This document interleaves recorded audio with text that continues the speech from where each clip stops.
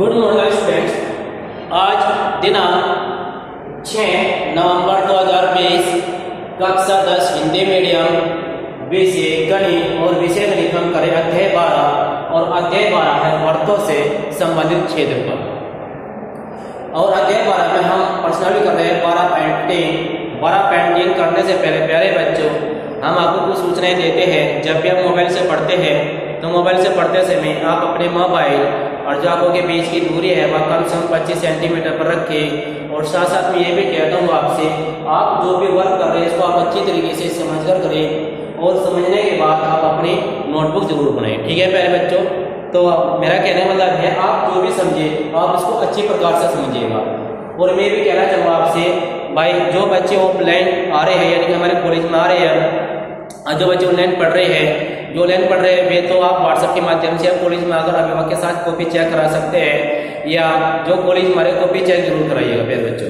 ठीक है, और अपनी अटेंडेंस भी जरूर दें अपने क्लास टीचर को ऑनलाइन के माध्यम से या ऑफलाइन के माध्यम से, क्योंकि जब तक रजिस्टर में नाम रहेगा तो आपकी अटेंडेंस लगती रहेगी प्यारे बच्चों। ठीक है ना, तो कुछ बातें ऐसे जो आपको यानी कि फॉलो करनी है हमारी। तो मैंने जो कहा कि प्यारे बच्चों जो भी वक्त आज आपसे उसको अच्छी तरीके से समझिएगा। अब जैसे 12.3 में हमारे पास में प्रश्न नंबर 8 रह गया था, वो आज हम कर रहे हैं। थोड़ा लॉन्ग क्वेश्चन है, समझने की कोशिश करना, थोड़ा डिफिकल्ट भी है, लेकिन अगर आप समझो तो बहुत आसान लगेगा, इसलिए मैंने बहुत आसान तरीके से इसको कराया है, बिल्कुल समझाने की कोशिश करी है इसको। तो देखो प्रश्न नंबर 8 क्या है। चित्र एच में एक दौड़ने का पथ है, हमारे पास में दौड़ने का पथ है प्यारे बच्चों। ठीक है, दौड़ने का पथ है उन्हें का दर्शाते हैं जिसके चारों ओर दाएं सिरे अर्धवर्ताकार है, यानी कि इसके दाएं सिरे कैसे है अर्धवर्ताकार, मैंने यहाँ पर ले लिया अर्धवर्ताकार है। और ये कह दिया दोनों आंतरिक समांतर रेखा खंडों के बीच की जो दूरी है वह 60 मीटर तथा उनमें से प्रत्येक रेखा 106 मीटर लंबा है। यदि ये पथ 10 मीटर चौड़ा है तो ज्ञात कीजिए पथ के आंतरिक किनारों के अनुदिश एक पूरा चक्कर लगाने में चली गई दूरी और पथ का क्षेत्रफल। तो देखिएगा यहाँ पर क्या मैंने बताया बेटा, यानी कि इसकी जो लंबाई है यहाँ से तक कितने पास में 106 है, यानी कि यहाँ से तक की लंबाई कितने पास में 106 है, और इसके दोनों सिरे कैसे अर्धवर्ताकार, मैंने यहाँ पर नाम भी दे दिया। इस नाम जो ये है दौड़ने का, ये है हमारे पास बेटा दौड़ने का, ध्यान रखना इसके साथ। अब हमें क्या करना है, एक पथ के आंतरिक किनारों यानी कि अंदर के किनारों के अनुदिश एक पूरा चक्कर लगाने में, इसका मतलब है कि यहाँ से यहाँ पर खड़े थे इस प्रकार से हमें पूरा चक्कर लगाना है। ठीक है ना, तो एक बात बताइएगा, हमने नाम दे दिया ए बी ये सी ये डी है, इसे नाम दे दिया जी एच आई जे दे दिया, और इसी प्रकार ये के है हमारे पास, ये बेटा के है, और इसकी जो बीच की दूरी है पथ की वह 10 मीटर की है, और ये जो हमारे पास में बीच की जो चौड़ाई है वो हमारे पास में 60 मीटर की है। दोनों बताओ, ये 60 हो गया, ये 10 हो गया, ये 10 हो गया, तो पूरा 80 मीटर हो गया नहीं होगा तरीके से भाई 60 का बीच जोड़ देंगे।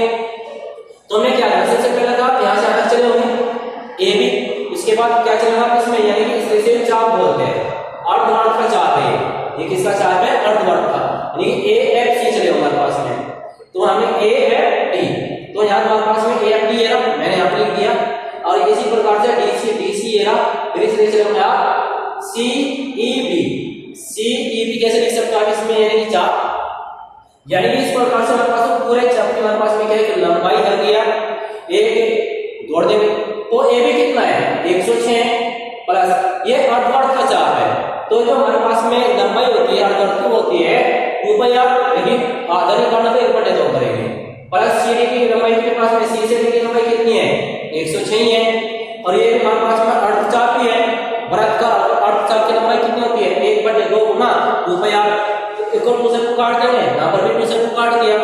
अब इस प्रकार से 106 तो 212 हो जाएगा, पाई का मान 22/7 और आर का मान देखो 30, ये पूरा 60 का भाई यहाँ से कितना था पूरा 60, अगर मैं इसका आधा कर दूं तो हमारे पास में 30 हो जाएगा, ये तो पूरा व्यास बनना जाएगा अर्धवर्त के लिए, और ये त्रिज्या बनने जाएगी इसकी, तो त्रिज्या किससे निकल कर जाए मार से, तो आर का मान कितना आ गया 30 प्लस इसी प्रकार यहाँ पर पाई का मान 22/7 है प्यारे बच्चों, और आर का मान कितना है 30, तो 212 कैसे मैंने दिया 22/7 गुना 30, ये 22/7 गुना 30 यानी 2 बार लिखा, तो मैंने 2 बार लिखे यहाँ पर, ये मुकाबले आसान पड़ेगा। 22 गुना मैंने 2 में करी थी 44 और 40 गुना 30 में तो मेरे पास में 1320 आ गया। अब हमने यहाँ से एलसीएम लिया, एलसीएम कितना आ जाएगा 7 गुना 212 में तो यहाँ पर आ जाएगा 1484,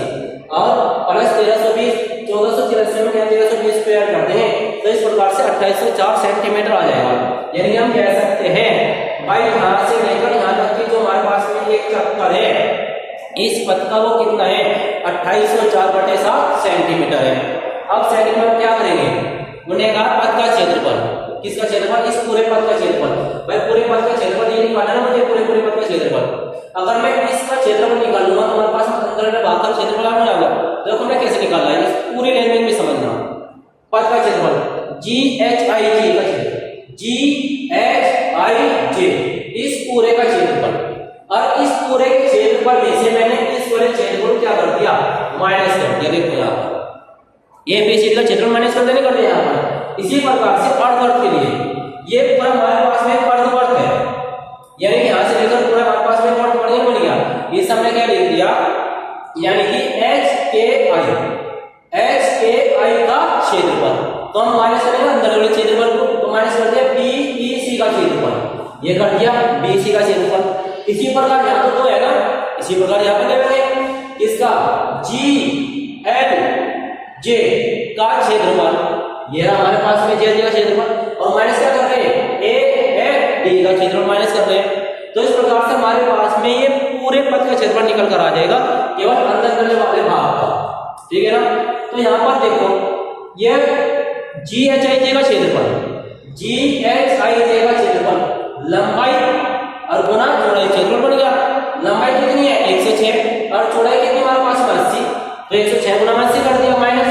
अब अंदर वाले भाग में लंबाई तो 106 ही है, लेकिन चौड़ाई कितनी है 60, तो गुना में 60 कर दिया, प्लस 1/2 1/2 क्यों लिया, क्योंकि हमारे पास में अर्धवर्त है, ये क्या पूरा आपका अर्धवर्त है। तो 1/2 पाई आर स्क्वायर, हमने क्या करा भाई 1/2 तो दोनों के लिए है, ये पूरा पाई आर स्क्वायर होगा और यहाँ पर भी पाई आर स्क्वायर होगा।